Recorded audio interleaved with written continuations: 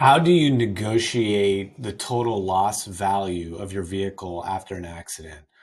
So, oftentimes, what happens is you're in an accident, it could be very bad, and then your car gets towed to some tow yard. And then you may hear from your insurance company or the other person's insurance company after they've had a chance to inspect it. And then they may tell you, hey, your car is a total loss. So my name is Jonathan Howell. I do car accident cases, personal injury cases, basically anytime someone's been hurt or lost a loved one. And I have encountered a number of these total loss negotiations. A couple different scenarios can happen here. One is after the accident, they will send you a document listing comparables. It's usually like a computer printout, and they use some third party to create this document, and it goes through and compares vehicles in your area, similar vehicles. Then they do a plus or minus, and then they come up with the value of your vehicle. When you get that document, they also try to give you a tight timeline in order to make you look at it quickly and to make a decision. Part of it is I think they want to pressure you to accept whatever the total loss is. Another part of it is that they want to resolve this total loss. And one of the leverages that they use in order to push you to accept the total loss is if they're paying for a rental vehicle, they'll often stop paying for the rental vehicle within a few days, like 3 or 5 days after they give the total loss paperwork.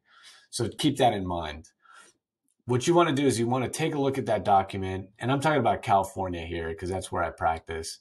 But you want to take a look at that document, look at the comparables, and you should know about your vehicle.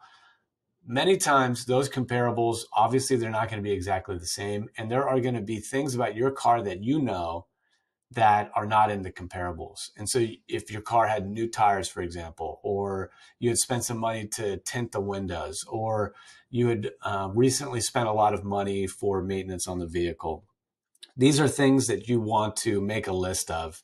And then when you go through that total loss and the comparables, you want to look, okay, does this have what makes my car unique? And go through those.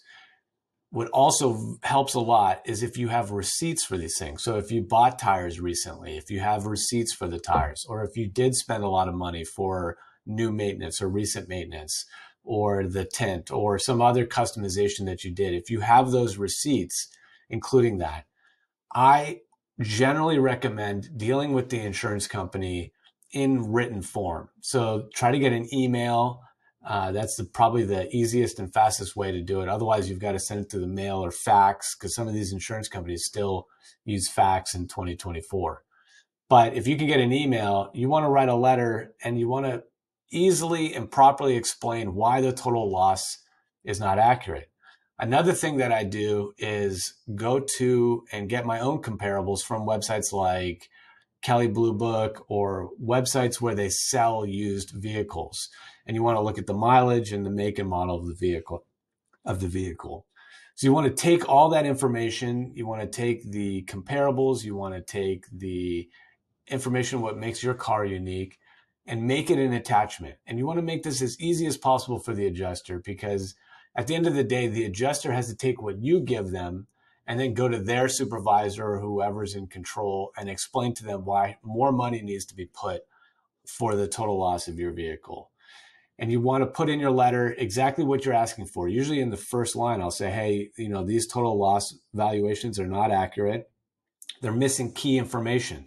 And then I'll put 1, they don't have the fact that I got new tires. 2, they don't include this information. 3, they don't include this information. I've included receipts for you to consider. I believe the total loss should be more like this value or X value and put a number. And then you can also say, I've found comparables more closely aligned to my vehicle and I've attached a printout or saved to PDF, from the web of those vehicles, attach that to the email. And using this method, I have been able to get a higher value for the total loss.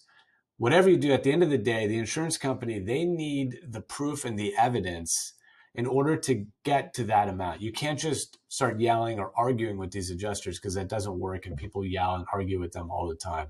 What you need to do is provide them the evidence that they can use so that they can negotiate with their supervisor and be an advocate for you.